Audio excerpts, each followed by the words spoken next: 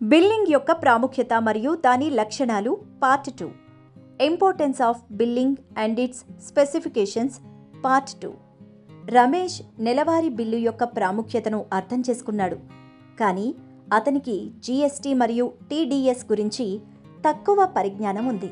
కాబట్టి వీటి గురించి కాస్త వివరంగా తెలుసుకుందాం.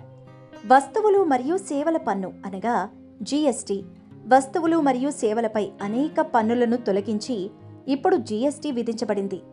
నిర్మాణ రంగం సేవా రంగం కిందకి వస్తుంది. దీనిలో 18% పన్ను ఉంటుంది. మీ వ్యాపారం జీఎస్టీ పరిధిలోకి వస్తే మరియు మీ దగ్గర జీఎస్టీ ఉంటే అప్పుడు ఫైనల్ బిల్లుకు జీఎస్టీ జోడించి క్లయింట్కు ఇవ్వబడుతుంది. దీనిని ఒక ఉదాహరణతో అర్థం చేసుకుందాం. రమేష్ 1000 రూపాయల కన్స్ట్రక్షన్ పనులు చేసి ఉంటే జీఎస్టీని లెక్కించాలంటే 1000ని 18తో గుణించి 100తో భాగిస్తే జీఎస్టీ 180 రూపాయలు అవుతుంది. రమేష్ యొక్క మొత్తం బిల్లు కన్స్ట్రక్షన్ యొక్క పని కాస్ట్ అనగా ధర ప్లస్ జీఎస్టీ 1180 రూపాయలు. Tax detected at source TDS అనేది ఒక రకమైన పన్ను విధానం.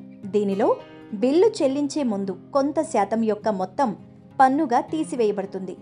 మీ ఆదాయపు పన్ను పరిధిలోకి రాకపోతే మీరు టీడీఎస్ని క్లెయిమ్ చేసుకోవచ్చు, అనగా ప్రభుత్వం నుంచి తిరిగి పొందవచ్చు. ప్రొప్రైటర్ సంస్థ అనగా ఎవరైనా ఒక వ్యక్తి కంపెనీ అయితే 1% టీడీఎస్ మరియు భాగస్వామ్య సంస్థ అయితే 2% టీడీఎస్ ఉంటుంది. ఒకవేళ రమేష్ది ప్రొప్రైటర్ సంస్థ అయితే ఆయన క్లయింట్కి మొత్తం 1000 రూపాయల బిల్లు ఇచ్చినట్లయితే అప్పుడు క్లయింట్ రమేష్కి 1% టీడీఎస్ తీసివేసి పేమెంట్ చేస్తాడు.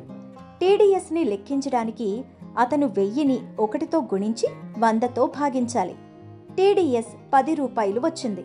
కాబట్టి రమేష్ యొక్క బిల్లు మొత్తం బిల్లు మైనస్ టీడీఎస్ అనగా 990 రూపాయలు. రమేష్కి నెలవారీ బిల్లు, జీఎస్టీ మరియు టీడీఎస్కు సంబంధించిన అన్ని ప్రశ్నలకు సమాధానాలు లభించాలి. వీటి గురించి మీకు కూడా తెలిసిందని ఆశిస్తున్నాను. మీకు ఇంకా ఏమైనా ప్రశ్నలుంటే వీటి గురించి తెలిసిన వ్యక్తిని తప్పకుండా అడగండి.